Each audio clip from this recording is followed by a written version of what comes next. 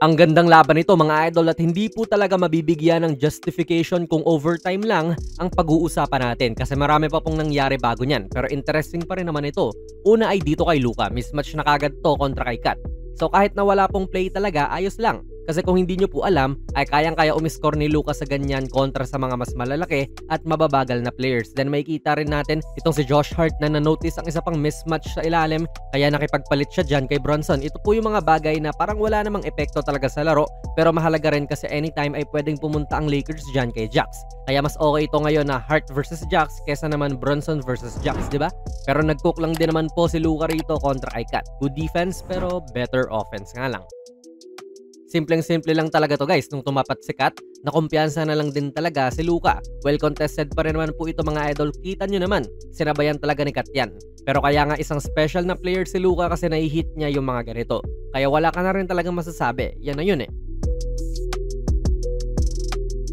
Now dito naman po tayo kay Lebron pero wala siyang stat dito mga idol, nag-feed off lang din siya doon sa depensa kay Luka. Kasi nga ang init ng simula ng OT niya. Kaya for sure ay pagtutuunan na siya talaga ni OG ng pansin dito. So si Lebron na muna ang magdadala ng bola at hindi naman din masamang option yan para sa LA. Malamang Lebron yan eh. Kaya nung nagsagawa na sila ng pick play, mapapansin po ninyo na si OG ay hindi sumama doon sa depensa ng Knicks. Kasi usually sa ganitong short roll kung saan itong si Brunson po ay kailangan gumitna dyan para saluhin si Hayes, eh may lulubog doon sa corner. Si Anunoby dapat yan para sa Knicks. Pero caught ball watching na lang siya kasi nga ang tinatao niya ay si Luka. Ano yung resulta? Eh di na libre si AR. Struggling din to sa buong laro. Pero kung ganyan naman din talaga ang pagkakalibre niya, eh malaki ang chance na papasok talaga yan. Na-roll din po ni Brunson itong ankle niya at napakasama talaga ng pagkakaroll niyan. Kita nyo naman. Sa mga naranasan niyan, alam nyo kung gaano kasakit yan at hindi natin i-wish yan sa kahit sino pa. Kaya prayers up kay Brunson, for sure ilang games din niya na ipapahinga. Iniwan niya yung laro with 39 points, grabe yun. Solid din po yung pagiging patient ni Lebron sa mga oras na ito kasi nung umatake siya, hindi siya naka-generate ng tira kagad pero napakomit naman po niya si Kat dito. At hindi nga po siya nagpanic dyan na dapat ay matira o mapasa na niya yung bola kasi nga baka mapituhan siya ng 3-second violation. Kundi, nag-fake na lang siya ng ilang beses para malito ang kalaban sa pagpapasahan niya at sa kanya nakita si Jack sa ilalim. Foul. Inutakan din po ni Lebron itong depensa sa mga oras na ito kasi ang tao niya ay si Anunoby dyan pero makikita nating iniwanan niya to. Hindi niya sinundan. At bakit naman ganon? Kasi nga ang first option na ng Knicks ay itong si Towns so gusto ng Knicks na mag-ISO siya. Pero syempre pinigilan nila yan so imbes na makapag-ISO nga po itong si Kat, hindi siya makapag-ISO dyan kasi si Lebron ay abangis na.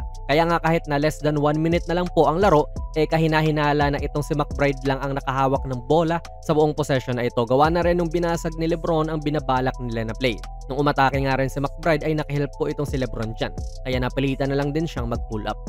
The whole game din po, lalong-lalo na noong fourth quarter, kahit wala naman din pong stats talaga si Lebron ay maganda ang pinakita niyang depensa kay Kat. Dito kita yan na hindi siya pinatira. So yan mga idol, nakahit din po si Lebron ng 4 na free throws off sa mga fouls sa kanya nung overtime at penalty na nga rin ang Knicks. Naging malaking dagok din po talaga yung pagkawala ni Brunson late in the game kaya mas naging madali po yung pagdepensa ng Lakers nun. Pero ganyan nga po kinontrol ni Lebron pati ni Luka ang laro noong overtime. Si Luka sa kanyang high degree of difficulty sa scoring lalong-lalo na noong simula. At si Lebron naman sa paggawa ng mga tamang reads, opensa man yan o depensa. Kaya ano po ang masasabi niyo sa video natin ngayon, ilagay nyo lang po ang inyong mga komento sa ating comment section. Sali na rin kayo ng ating giveaway nung Pasko pa dapat to eh. Kaso nga lang ay hindi pa nare-reach yung ating goal. Hanapin nyo lang yung video natin na may ganitong thumbnail ni Kai Sotto. Andun po yung mga mechanics. Kung nagustuhan nyo po ang ating video ay pakipindot na lang idol ng like button, mag-subscribe ka na rin sa ating channel at ako nga pala si Jonas PB and as always, hanggang sa muli.